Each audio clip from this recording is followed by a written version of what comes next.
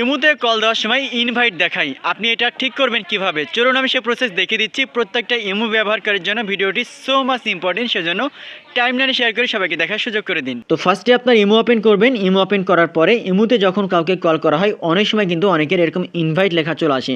অনেক সময় নাম্বারটা অ্যাড করা যায় না, বা অ্যাড করা গেলেও অনেক সময় কিন্তু এরকম ইনভাইট লেখা দেখায়। তো আপনি এটা ঠিক করবেন কিভাবে, বা এটা আসলে কেন আসে?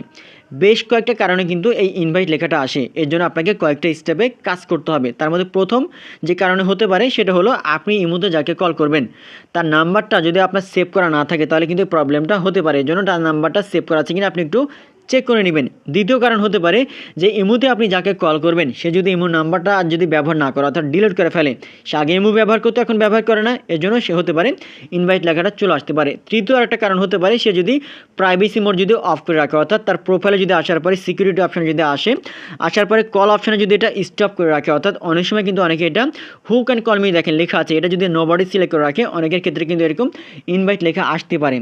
আর একটা কারণে হতে পারে, এই জন্য নিচের দিকে একটু স্ক্রল করলে বা উপরের দিকে দেখতে পাবেন লেখা থাকবে, দেখেন এখানে চেক আউট পার্সোনালিটিস ভিউ লেখা আছে।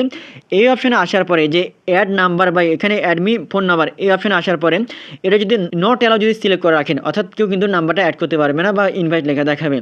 এর জন্য দুজনকে এটা অ্যাডমি ডিরেক্ট অথবা অ্যাডমি আপন এই অপশানগুলো সিলেক্ট করে রাখতে হবে, ঠিক আছে?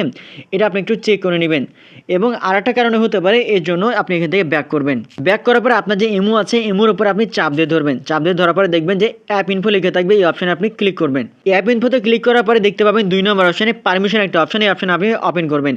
এই অপশান ওপেন করার পরে আপনার যে কন্ট্যাক্ট একটা অপশন রয়েছে, এই অপশানটা যদি পারমিশন যদি না দেওয়া থাকে, আপনি কন্ট্যাক্ট অপশানে ক্লিক করে এটা আপনি অ্যালাউ করে রাখবেন, অর্থাৎ এটার জন্য কিন্তু অনেক সময় ইনভাইট লেখা দেখায়।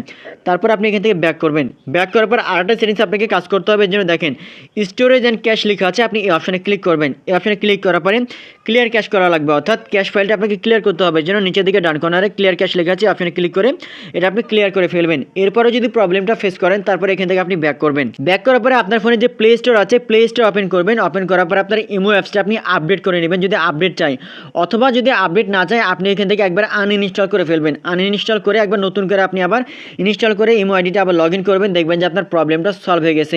এই কয়েকটা কারণে কিন্তু ইনভাইট লেখা দেখায়। ভিডিওটি সো মাচ ইম্পর্টেন্ট, টাইমলাইনে শেয়ার করে সবাইকে দেখার সুযোগ করে দিন। ধন্যবাদ।